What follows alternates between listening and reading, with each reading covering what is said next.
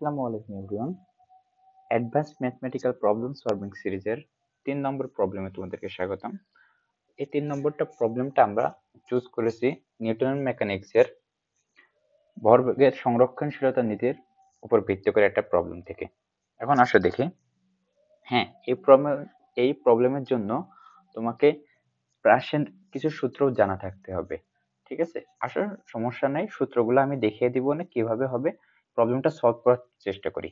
প্রবলেমটা দেখে যারা প্রাস পড়ছো তাদেরকে কাছে অনেক ইজি মনে হতে পারে, কিন্তু এই প্রবলেমের মধ্যে একটা লুপ হোল আসে। আসো দেখি আমরা সেটা কি বলছে। বলছে যে গোলা ছাড়া 100 কেজি ভরের, দ্যাট মিনস এর মধ্যে কোনো গোলা নাই, জাস্ট এই কামানটার ওজনই 100 কেজি ভর।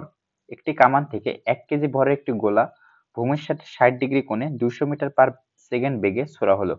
কামানটি মসৃণ ভূমির উপর রাখা হলে গোলাটি যখন মাটিতে পড়ে তখন কামান ও গোলার মধ্যবর্তী দূরত্ব কত? দেখো এখানে এর মধ্যে একটা গোলা রয়েছে, 1 কেজি ভরের একটা গোলা রয়েছে। এখন বলছে গোলাটা কামান থেকে ছোড়া হলো, এখানে এসে পড়বে ধরলাম। এখন তুমি এটা ইজিলি বের করে দিতে পারো যারা প্রাস পড়ছো আর কি। প্রাস পড়লে এটুকু তো জানবে, এখান থেকে এটুকু দূরত্ব হবে আমার আর। এখন আর এর সূত্রটা কি হতে পারে দেখো তোমরা যারা জানো না। আর এর আর হচ্ছে আনুভূমিক পাল্লা, দ্যাট মিনস এক্স অক্ষ বরাবর সে কতটুকু দূরত্ব অতিক্রম করে। এটার সূত্র আসছে আমার R equals to u square sine 2 alpha divided by g. সূত্র এটা। সুতরাং দেখো এই বস্তুটা 60 ডিগ্রি কোণে যাচ্ছে ইউ বরাবর, সরি ইউ বেগে ধরলাম, বস্তুটা ইউ বেগে যাচ্ছে 60 ডিগ্রি কোণ বরাবর। এখান থেকে এটুকু হচ্ছে আমার 60 ডিগ্রি। সুতরাং এখানে তুমি ইজিলি আর এর সূত্রটা অ্যাপ্লাই করে ফেল দিতে পারবা, কিন্তু এর মধ্যে আমার একটা লুপ হোলটা কি, লুপ হোল হচ্ছে কামানটি মসৃণ ভূমির উপর রাখা হচ্ছে।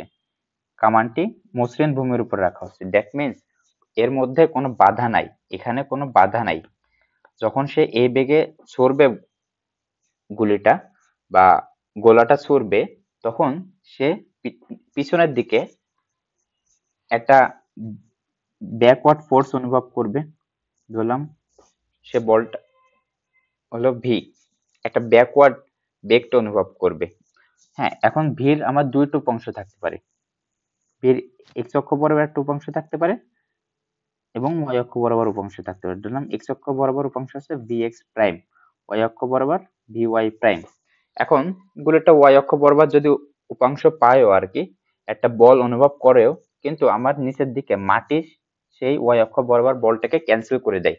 কিন্তু যে এক্স অক্ষ বরাবর যে ব্যাকওয়ার্ড ফোর্সটা সে পাচ্ছে, এটার কারণে আমার কামানটা কিছু দূর পিছনে সরে আসবে, কারণ তলটা হচ্ছে মসৃণ, এখানে কোনো বাধা নাই।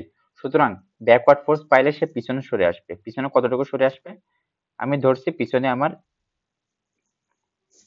এক্স মিটার দূরত্ব সরে আসছে সে।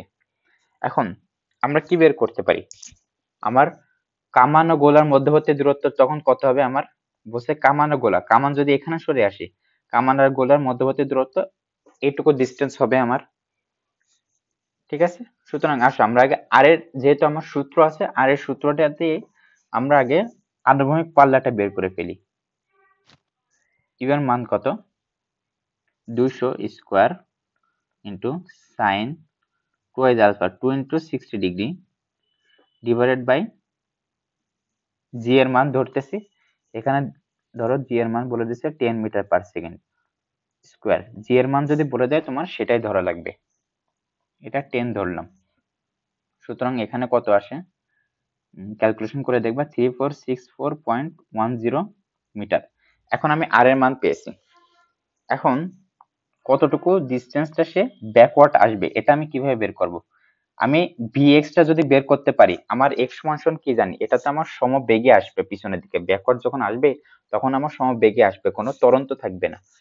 সুতরাং এইটুকু ফ্লাইটের যে ডিস্টেন্সটা, যতটুকু ডিস্টেন্স সে টাইমে সে নিচে পড়বে, ততটুকু টাইমে সে এই পর্যন্ত আসে, সেটাই তোমার বের করা লাগবে। কারণ যখন সে মাটিতে পড়বে গোলাটা, সে তার ওই টাইমটা থেকে কামানের গোলার মধ্যবর্তী দূরত্ব বের করা লাগবে। সুতরাং এখন আমি টাইম পিরিয়ডটা, যতটুকু টাইম সে কভার করছে সে সূত্রটা যদি আমি অ্যাপ্লাই করি তাহলে কি আসবে দেখো, টাইমেরও আলাদা সূত্র আছে, টোটাল টাইম পিরিয়ড যেটাকে বলে, দ্যাট মিনস যত টাইমে সে উপর থেকে নিচে আসবে গোলাটা, সেটার সূত্র হচ্ছে আমার 2u sin alpha divided by জি।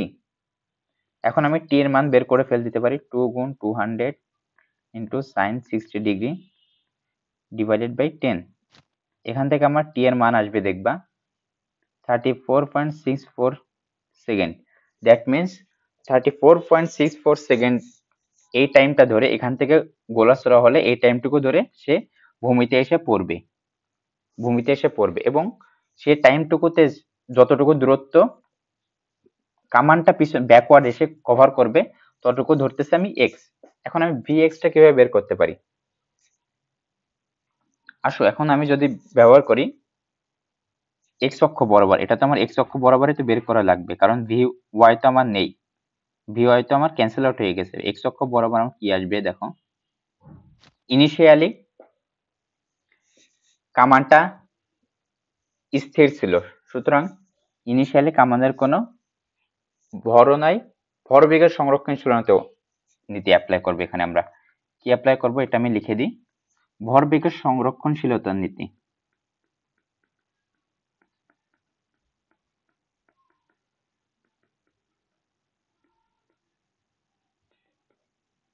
ভরবেগের সংরক্ষণশীলতা, দ্যাট মিনস আদি ভরবেগ কত, কামানেরও আদি ভরবেগ, আদিতে কোনো বেগই নাই, কামানেরও বেগ নাই, গোলারও বেগ নেই, দ্যাট মিনস ইনিশিয়ালি দুটাই জিরো থাকবে এবং ফাইনালি ইউ এরটা কি হবে, গোলাপ তো একটা বেগে আসবে, এদিক বরাবর কত আসবে দেখো, ইউ যদি এটা হয় দ্যাট মিনস এখানে কত লেখা যায়, 200 cos 60 ডিগ্রি, এটা হচ্ছে বেগ ইন্টু কত, 1 কেজি কামান 1 প্লাস গোলার ওজন 1 কেজি, সরি গোলার ভর 1 কেজি। এবার আমার কামানের ভর কত, 100 কেজি, 100 ইন্টু আমার ব্যাকওয়ার্ড আসতেছে না, দেখো তো এটা পিছনের দিকে আসতেছে, দ্যাট মিনস এখানে আমি কি ধরতে পারি, minus V of x prime, কারণ পিছনের দিকে আসছে। এখান থেকে আমি ভি অফ এক্স প্রাইম কত পাবো দেখো, এখান থেকে আমি ভি অফ এক্স প্রাইম পাবো 1 মিটার পার সেকেন্ড।